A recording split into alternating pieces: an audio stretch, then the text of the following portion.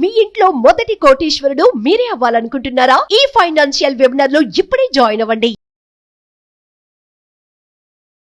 Hello Ram గారు. Hi నారాజు. Happy మనీలో 3rd episode అండి.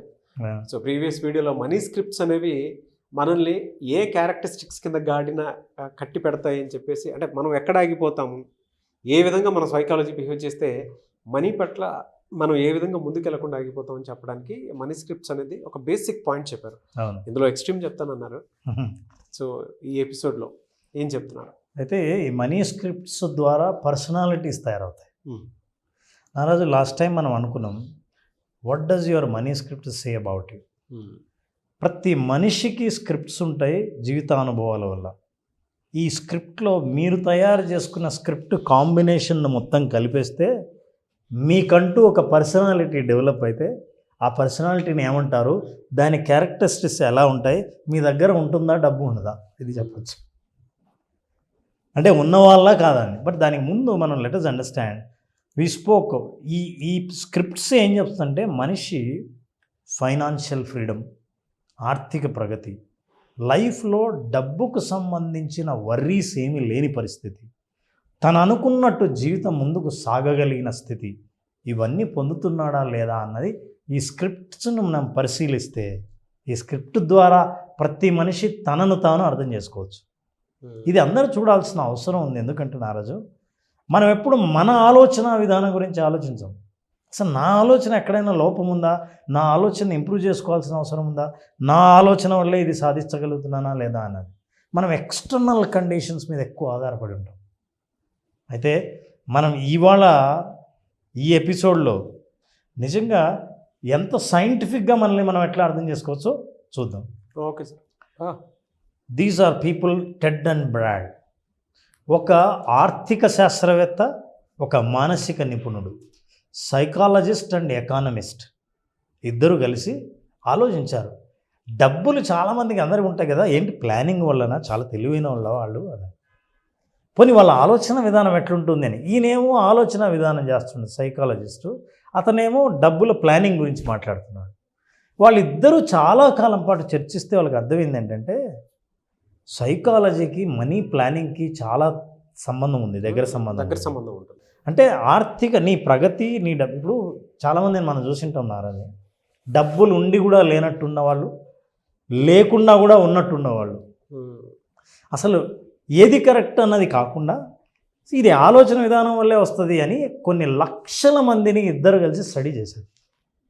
వాళ్ళ ఆలోచనలు, వాళ్ళ నమ్మకాలు, వాళ్ళ విలువలు, వాళ్ళు ఖర్చు చేసే పద్ధతి, వాళ్ళ డబ్బు గురించి, వాళ్ళ జీవితంలో వాళ్ళ అభిప్రాయాలు, ఇట్లాంటివన్నిటిని స్టడీ చేశారు.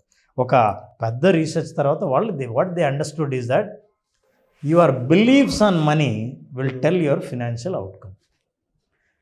డబ్బు మీద ఉన్న నీ నమ్మకం, నీ అభిప్రాయం ఏదైతే ఉందో అదే నీ ఆర్థిక ప్రగతిని నిర్ణయిస్తుంది. ఇవాళ నువ్వు రిచ్గా ఉన్నావు అంటే అర్థం ఏంటంటే, మనం ఏం పర్వాలేదు, పోయినా పర్వాలేదు.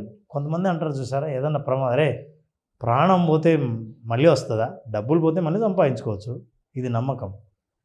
ఎట్లా పోగొడతారా అంత డబ్బులు, నేను నీ తమాషా అనుకున్నా, ఎట్లా చెట్లకు కాసిందా అంటే డబ్బుకి ఎంత, నీ మాటల్లో దేనికి ఇంపార్టెన్స్ ఇస్తున్నావు, ఏది ముఖ్యమైందని నీకు అర్థమవుతుంది. సో నీ ఒపీనియన్ ఏదైతే ఉందో ఆ సమయానికి దేవుడు ఇవ్వకపోతాడా అనే నమ్మకం ఉంటుంది. అమ్మో, నాకు అస్సలు తలుచుకుంటే భయం వేస్తుంది తెలుసా, ఎంత ఇన్స్టాల్మెంట్ ఉందా, వడ్డీ పెరిగిపోతుంది, అస్సలు నేను ఆ ఆలోచన వచ్చిందో శరీరమే కంపించిపోతుంది. డబ్బు గురించి వచ్చిన నీ ప్రతి ఆలోచనే ఇప్పుడు ఏమవుతుంది, ఎందుకు ఇట్లా అంటే డెసిషన్స్ కూడా దాని మీద ఆధారపడి ఉంటాయి. ఇంత కంపించిన వాడిని నేను ఫర్దర్ అప్పు చేయగలనా? మీరు చెప్పిన 4 క్యారెక్టరిస్టిక్స్, అంటే మీరు చెప్పిన క్యారెక్టరిస్టిక్స్ ఒక మదర్లో చూడగలుగుతాము. అంటే నేను అనేది క్యారెక్టరిస్టిక్స్ మీరు 4 చెప్పారు. డబ్బు ఏమైనా చెట్లకు కాస్తున్నాయని చెప్పి ఇంట్లో 4 క్యారెక్టర్సే ఉంటారు, ఆ 4 మాట్లాడుకుంటారు. తల్లి ఆ పాయింట్లో ఉండుండొచ్చు, అంటే డబ్బు విలువ ఎక్కువ తెలిసి ఉండుండొచ్చు. ఇంకొకరికి ఆ టైంకి దేవుడే ఇస్తాడులే అనేటువంటి ఆలోచన తండ్రికి ఉండుండొచ్చు. లేదా ఇద్దరు పిల్లల్లో మీరు ఇందాక చెప్పినట్లు కొంతమంది డబ్బుకే ఎక్కువ ఇంపార్టెన్స్ ఇచ్చేటువంటి వాళ్ళు ఉండొచ్చు, కొంతమంది మనిషికే ఎక్కువ ఇంపార్టెన్స్ ఇచ్చేటువంటి వాళ్ళు ఉండొచ్చు. బట్ ప్రతి ఇంట్లో ఉంటాయి క్యారెక్టర్స్ ఉంటాయి. డెఫినెట్గా క్యారెక్టర్స్ కాదు, ఈ ఆలోచనలు ఉంటాయి. ఉంటాయి ఉంటాయి. ఇవన్నీ స్క్రిప్ట్స్. ఈ స్క్రిప్ట్స్ అన్నీ మనీ ఊన్స్ నుంచి వచ్చింది. వా. సో ఇప్పుడు మనం మాట్లాడుకున్నది ఏంటంటే exactly what are the destructive kinds of mind sets.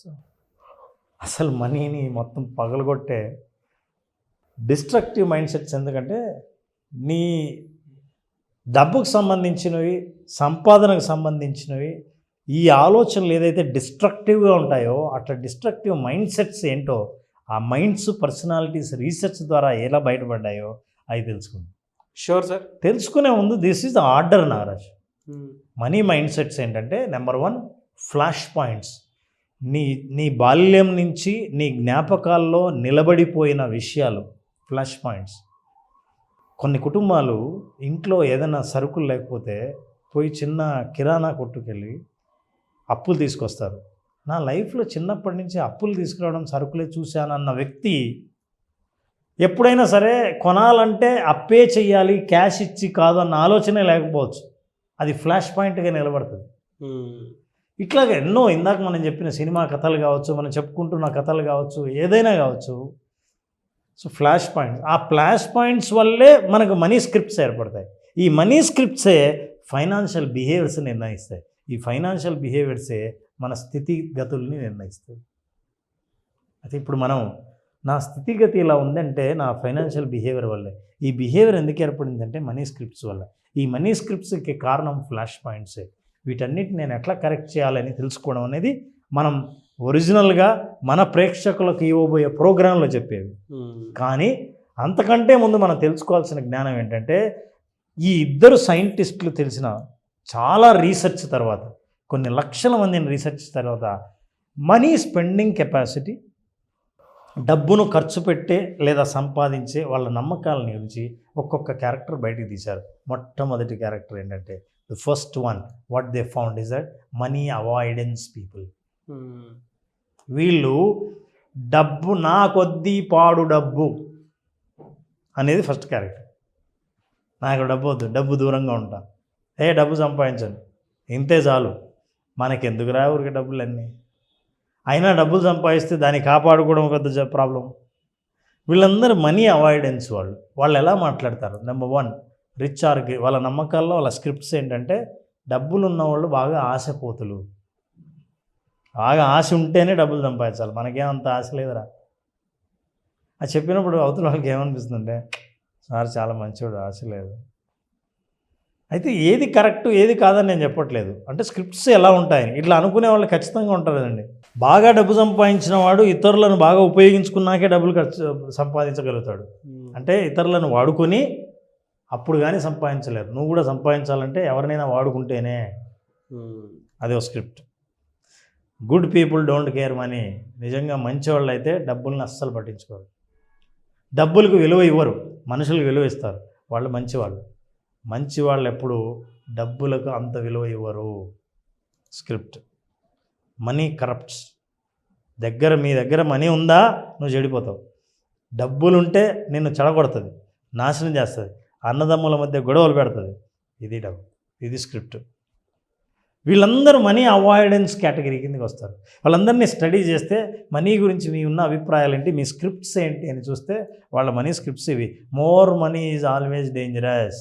ఇంకా కొంతమంది చెప్తారు more money more dangerous, less money less dangerous, no money no dangerous. ఈ కేటగిరీగా ఉందండి, వెరీ సూతింగ్. సో ఈ మొట్టమొదటిది అంటే మనం మాట్లాడుకోబోయే మొత్తం ప్రపంచమంతా కూడా డబ్బు అని మాట్లాడేవాళ్ళు, డబ్బు ఉన్నవాళ్ళు, లేని వాళ్ళు, సంపాదిస్తున్న వాళ్ళు, ఆశపడుతున్న వాళ్ళు, ఆకర్షించాలనుకున్న వాళ్ళు, ఎవరైనా సరే మనం మాట్లాడుకునే 4 క్యారెక్టర్స్ కిందికి వస్తారు. మనం ఈరోజు మొదటి క్యారెక్టర్ గురించి మాట్లాడుతాం. సో ఈ ఎపిసోడ్లో డబ్బొద్దు, నాకొద్దు, నాకు అవసరం లేదు, ఏదేంట్రా నువ్వు కష్టపడి అందరు వెళ్తున్నారు, నువ్వు ట్రై చేయొచ్చు కదా ఈ బిజినెస్ అంటే, మనకెందుకు, ఉన్నది చాలు. మీకు తెలుసా చాలామంది వాళ్ళల్లో జాబ్ చేసేవాళ్ళు ప్రమోషన్ రిజెక్ట్ చేసిన వాళ్ళు, ఎవరికైనా సరే వ్యాపారంలో ఇంకా కొంత పెట్టుబడి పెడితే కాస్త అప్పు చేస్తే ఈ వ్యాపారాన్ని లెవెల్ని పెంచవచ్చు అంటే అక్కర్లేదనుకునేవాళ్ళు. షాపులో ఒక ప్రోడక్ట్ అమ్ముడవుతుందంటే ఖచ్చితంగా 8 గంటలకు మూసేవాళ్ళు. ఎంత డిమాండ్ ఉన్నా సరే 8 o'clock దే విల్ క్లోజ్. ఇవన్నీ మనీ అవాయిడెన్స్ వాళ్ళ పరిస్థితి ఎట్లుంటుంది Naraju. This is very important. ఈ అవాయిడెన్స్ వాళ్ళ ఆర్థిక స్థితి ఎలా ఉంటుంది? వాళ్ళకి యాక్చువల్గా ఇన్కమ్ చాలా తక్కువ ఉంటుంది. తక్కువ ఆదాయం ఉన్న వాళ్ళు ఆలోచించేది డబ్బు వద్దనేవాడు. డబ్బు వద్దు ఉన్నవాడు బాగా ఉన్నవాడు కాదు. రెండోది సింగిల్ అండ్ లెస్ ఎడ్యుకేషన్. పెద్ద కుటుంబం ఉండి బాధ్యతలు ఉన్నవాడు కాదు. ఎడ్యుకేషన్ కూడా వీళ్ళకి చాలా తక్కువ ఉంటుంది. బాగా ఎడ్యుకేటెడ్ కాదు. And lower net worth. మనిషి యొక్క నెట్ వర్త్ చూస్తే చాలా లో ఉంటుంది. ఇతను దేనికి పనికి వస్తాడు, ఏం కాంట్రిబ్యూట్ చేస్తాడు సొసైటీకి, ఇందువల్ల ఏం ప్రయోజనం? నిన్ను నేను హైర్ చేస్తే ఒక ఎంప్లాయీగా నీ వల్ల నాకు ఎంత ప్రయోజనం ఉంది నేను ఆలోచన చేస్తే వాళ్ళ నెట్ వర్త్ చాలా తక్కువ. పోనీ నీ ఆస్తులు, నీకున్న కారు, నీకున్న బంగ్లాలు, నీకున్న డబ్బు, నగలు ఇవన్నీ చూస్తే కూడా చాలా zero. So net worth of individual and also their assets చాలా తక్కువ ఉంటాయి. మనీ డిజార్డర్స్ అంటే స్క్రిప్ట్స్ చెప్పాం కదా, అది వద్దు, ఇది వద్దు, ఇది అయితే చెడిపోతారు, ఇట్లయితే ఇట్లా ఉంటుంది అని ఈ డిజార్డర్స్ కలిగి ఉంటారు. ఈ లక్షణాలందరూ కలిగి ఉన్న వాళ్ళు మనీ అవాయిడెన్స్ చేసేవాళ్ళు లేదా మనీ అవాయిడ్ చేస్తున్న వాళ్ళందరికీ ఖచ్చితంగా వాళ్ళ లైఫ్లో ఇది ఉంటుంది. ఇప్పుడు మీరు ఆలోచిస్తే లోయర్ ఇన్కమ్, అవును నేను ఇలాగే ఆలోచిస్తాను కదా, ఇది కదా నా మైండ్ సెట్ అని ఆలోచించగలిగితే you identify yourself that you are money avoidant person. So Naraju, these are all the characteristics మనం మాట్లాడుతూ మొదటి క్యారెక్టరిస్టిక్ గురించి మాట్లాడాం. Lower income, single and less education, lower net worth, money disorders. కానీ ఇందులో common thing sir, good or bad, positive or negative. అవును, we're not talking good or bad. Yes యాక్చువల్గా money disorder అనేది ప్రతి ఒక్కరికి ఉంటుంది. ఉంటుంది. అయితే పోను మనం ఒక్కో క్యారెక్టరిస్టిక్స్కున్న లక్షణాలు మనకు ఎంత దగ్గరగా ఉన్నాయి, మనం ఎక్కడున్నామని తెలుసుకునే అవకాశం ఉంటుంది. ఎస్, రియలీ ఫెంటాస్టిక్ సబ్జెక్ట్ అండి తెలుగులో అయితే నాకు తెలిసి. దీని మీద ప్రతి దాంట్లోనూ ఒక్కొక్క పాయింట్ తీసుకుని బుక్ రాస్తే మాత్రం చాలా పెద్ద సైకాలజీ ఉంది. మనం ఎక్కడో ఫారిన్ కంట్రీస్ బుక్ మొత్తం చదువుకొని ఎవరెవరో ఆథర్స్ పేరు రాసింది చదువుకుని ఇచ్చేస్తూ ఉంటాం. But it's a very good subject. I really loved it. చాలా నేర్చుకోవడానికి అవకాశం ఉండేటువంటి సబ్జెక్ట్ ఇది. డబ్బుని ఎలా అర్థం చేసుకోవాలి అనేటువంటి దానికి, అంటే మనం హ్యాపీనెస్గా ఉంచుకోవడానికి డబ్బు ఎంతవరకు అవసరం, దాంతోపాటు ఎంతవరకు ట్రావెల్ చేయాలి, ఇది ఎంతవరకు బై ప్రోడక్ట్, బై ప్రోడక్ట్ అని చెప్పడానికి it's a pure science and psychology. Yes, really fantastic అండి. అంటే యాటిట్యూడ్ని చాలా చేంజ్ చేసుకోవడానికి ఇందులో అవకాశం ఉంది. చాలా scope. Thank you so much Ram garu. Thank you Naraj. మన ప్రేక్షకులకు ఎవరికైనా ఇంతవరకు మనం చేసిన విజువలైజేషన్ నుంచి ఎవరైతే ఆర్థిక స్వేచ్ఛను కోరుకుంటున్నారో, ఆర్థికంగా నా దగ్గర డబ్బు ఎందుకు నిలబడడం లేదు, డబ్బు గురించి ఆలోచిస్తే చాలు ఆందోళన ఎందుకు పెరుగుతోంది, ఇట్లాంటి ఆందోళన నుంచి బయటపడాలంటే నా సైకాలజీ నా పరిస్థితుల్ని ఎంతవరకు మారుస్తుందో తెలుసుకోవాలంటే విజువలైజేషన్ June 10th స్టార్ట్ చేసే విజువలైజేషన్లో అటెండ్ అవ్వాల్సిందే. కంప్లీట్గా కొత్త కంటెంట్తో, హ్యాపీ మనీ అనే పేరుతో విజువలైజేషన్ సెషన్స్ స్టార్ట్ చేస్తున్నాం. 5 రోజుల పాటు జరిగే ఈ సెషన్లో మనిషి యొక్క నమ్మకాలు ఎక్కడ బలహీనంగా ఉన్నాయి, ఎక్కడ బలంగా ఉన్నాయని ఒక టెస్ట్ ద్వారా వాళ్ళే అర్థం చేసుకునే మనం ఒక ప్రాసెస్ని మొదలుపెట్టి చివరికి ఆర్థికంగా బలంగా వాళ్ళ నమ్మకాలను ఏర్పాటు చేసుకునేటట్టుగా ఈ కోర్సులో వాళ్ళని తయారు చేయడం జరుగుతుంది. ఖచ్చితంగా గాయాల నుంచి బయటపడి ఆరోగ్యంగా పరుగు పెట్టేంత ఎనర్జీని వాళ్ళకు పొందేటట్టు మనం విజువలైజేషన్ 2.0 డిజైన్ చేయడం జరిగింది. నారాజ్, ఫెంటాస్టిక్ అండి. I'm eagerly waiting for 10th batch. నేను కూడా జాయిన్ అవుతాను, ఎందుకంటే ఫస్ట్ బ్యాచ్ కాబట్టి. Yes. Thank you sir. Thank you so much Ram garu. Thank you Naraj. Thank you.